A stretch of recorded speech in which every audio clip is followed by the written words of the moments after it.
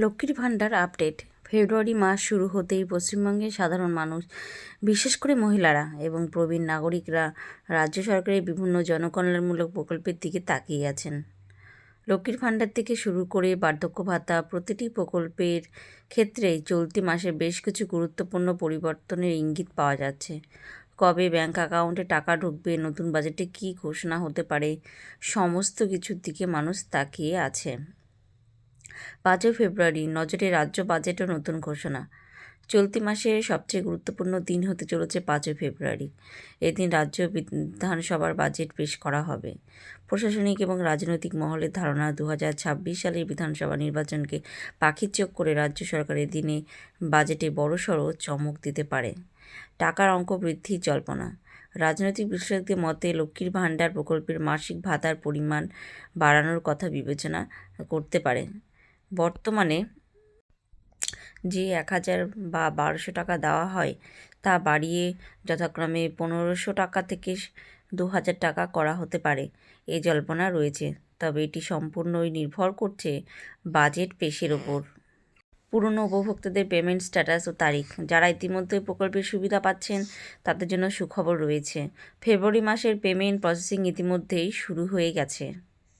বেশিরভাগ উপভোক্তার অনলাইন স্ট্যাটাসে payment under process দেখাচ্ছে। সাধারণত 7 মাসের 7 তারিখের মধ্যে সরাসরি ব্যাংক অ্যাকাউন্টে এই টাকা জমা হয়ে যাওয়ার সম্ভাবনা প্রবল।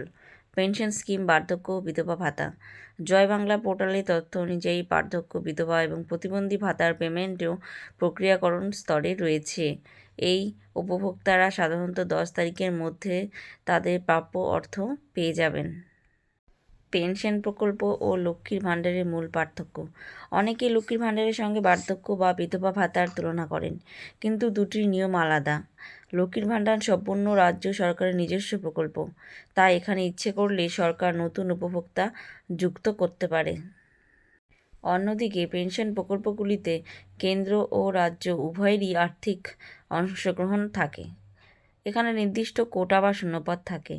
মৃত্যুজনিত কারণ বা অযোগ্য ঘোষিত হওয়ার ফলে যে শূন্যপদ তৈরি হয়, শুধুমাত্র সেখানেই নতুন নাম তোলা সম্ভব হয়। তাই পেনশন স্কিমে চাইলেই চটজলদি নতুন নাম নথিভুক্ত করা কঠিন। আগামী কয়েকদিন রাজ্যবাসীর জন্য অত্যন্ত গুরুত্বপূর্ণ। বিশেষ করে 5 ফেব্রুয়ারির বাজেট ঘোষণার পরেই পরিষ্কার হবে যে নতুনরা কবে পেনশন পেতে চলেছেন, আর তার সঙ্গে পুরনোদের ভাতার পরিমাণ বাড়বে কিনা, এটাও একটা ভালো বিষয়। তো বন্ধুরা, ভিডিওটি ভালো লাগলে অবশ্যই সাবস্ক্রাইব করে বেল নোটিফিকেশান অন করে দিও।